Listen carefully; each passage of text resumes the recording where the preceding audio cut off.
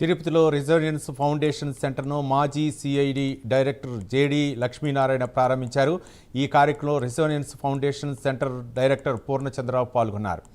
విద్యార్థుల్లో దాగి ఉన్న ప్రతిభను వెలికితీసి ప్రక్రియ ఫౌండేషన్ కోర్సుల ఉద్దేశమని ఆయన అన్నారు. విద్యార్థుల్లో ప్రతిభ ఉంటే ఎన్ని టెస్టులు పెట్టినా భయపడరన్నారు.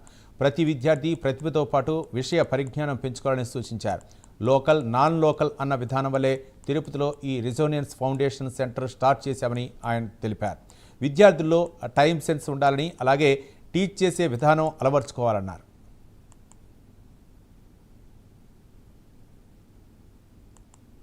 కన్స్ట్రక్షన్లు జరుగుతున్నాయి. ఇక్కడ చాలా డీప్గా ఫౌండేషన్లు తవ్వి ఉన్నాయి చాలా చోట్ల.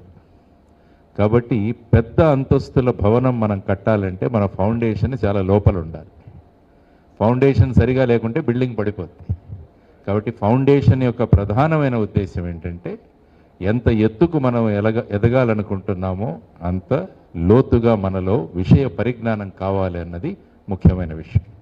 కాబట్టి ఇది ఆలోచించి రెసిడెన్స్ సంస్థల వాళ్ళు ఇక్కడికి వచ్చారు.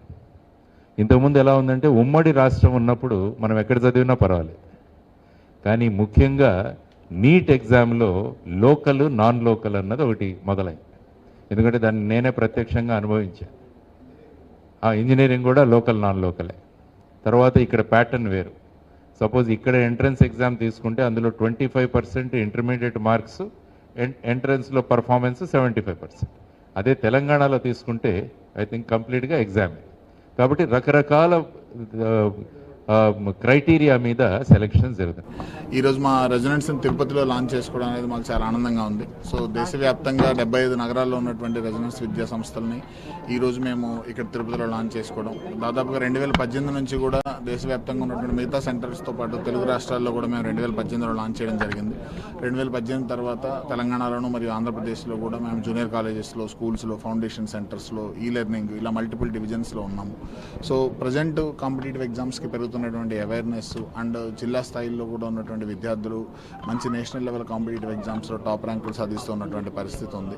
దాంతో అక్కడ ఉన్నటువంటి విద్యార్థులకు ఫౌండేషన్ అందించాలి, మంచి స్ట్రాంగ్ ఫౌండేషన్ ఇవ్వాలి అన్న ఉద్దేశంతో ఈరోజు మేము ఈ పర్టికులర్ 2026-27 అకాడమిక్ ఇయర్కి సంబంధించి తిరుపతిలో మేము ముందుగా ఫౌండేషన్ సెంటర్ అనేది స్టార్ట్ చేయడం జరిగింది. ఈ అకాడమిక్ ఇయర్ 2026-27 అకాడమిక్ ఇయర్కి గాను ఇక్కడ 6th to 10th చదివే విద్యార్థులకు ఫౌండేషన్ కోర్సెస్ని మేము అందించబోతున్నాం. అంటే ఆఫ్టర్ స్కూల్ అవర్స్, వాళ్ళ రెగ్యులర్ స్కూల్ అయిపోయిన తర్వాత ఈవినింగ్ టైమ్స్లో ఆర్ వీకెండ్స్లో వాళ్ళకి కావాల్సిన విధంగా